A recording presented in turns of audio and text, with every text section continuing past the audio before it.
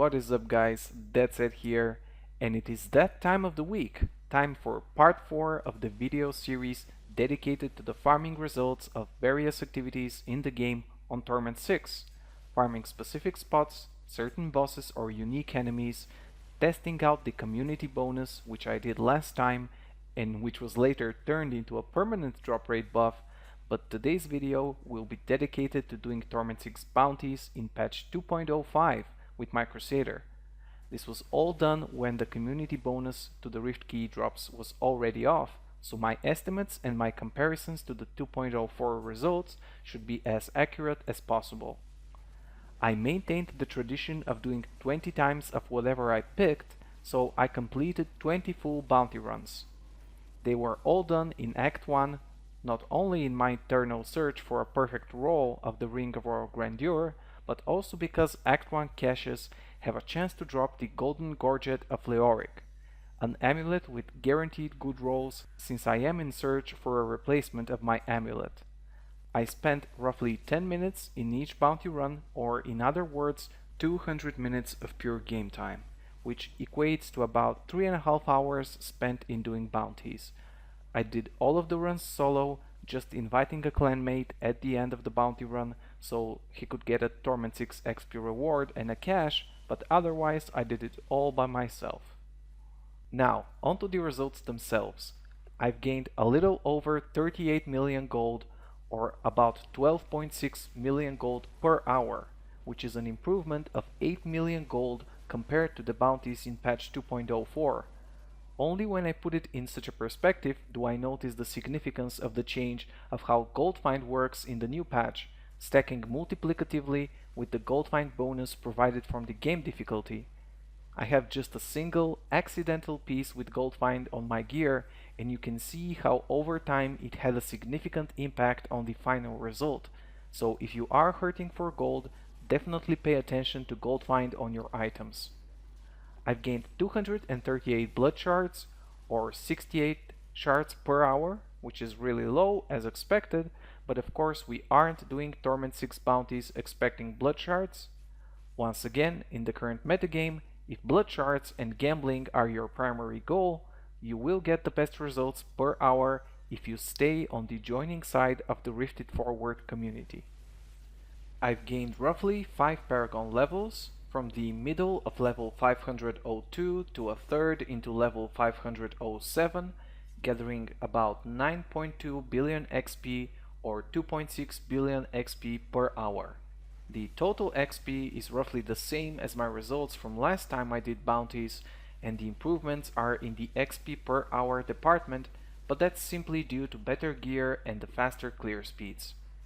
I've gained 118 Rift Keys, or 33 keys per hour, which is decent, but if Rift Keys were strictly my goal, lowering the Torment and joining a split farming group should yield a better number of Rift Keys per hour spent. And of course, the most important counter, I've gained a total of 29 legendaries, or 8.2 legendaries per hour. 2 of those legendaries were acquired from the Horadric caches.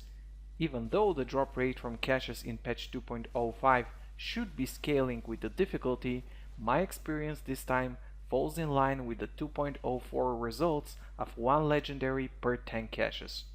But of course, RNG is RNG, and I might just be unlucky with my caches this time.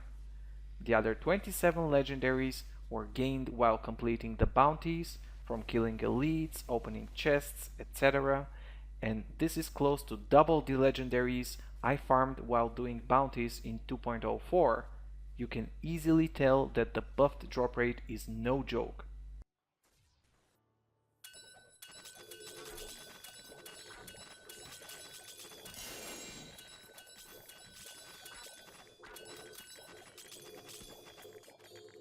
That isn't to say, of course, that all of the legendaries were game changers, but I do have some favorites, so let's go through them.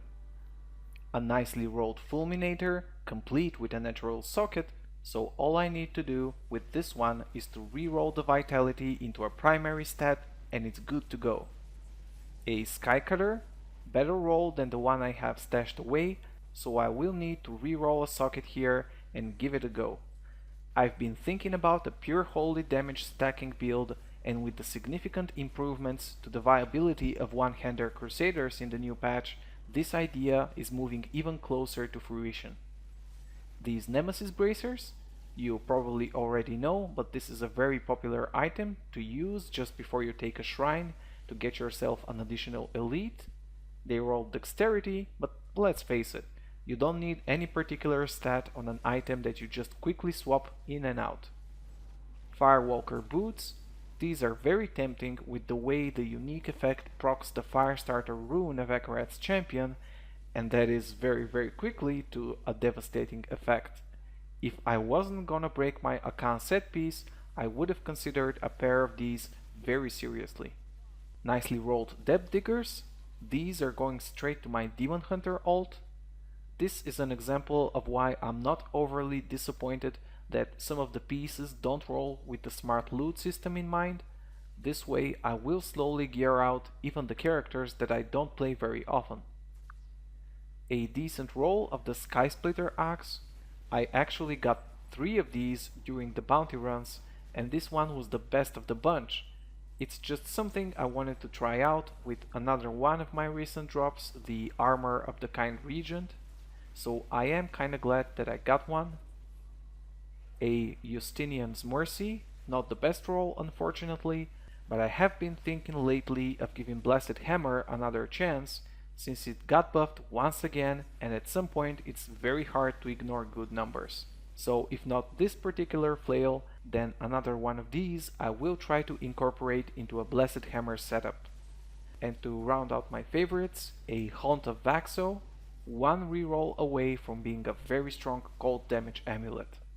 I was hoping for a fire amulet today, but even this one opens up certain possibilities, so I will keep it around. The rest of the legendaries didn't particularly excite me.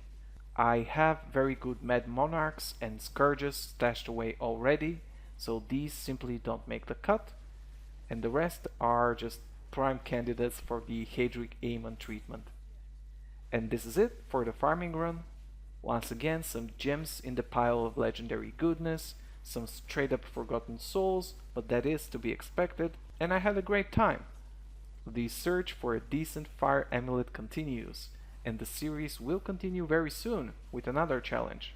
Until then, have fun hunting for loot with the amazing new drop rate, check out the stream, keep in touch with the Twitter and Facebook that I linked below, and I'll see you guys next time.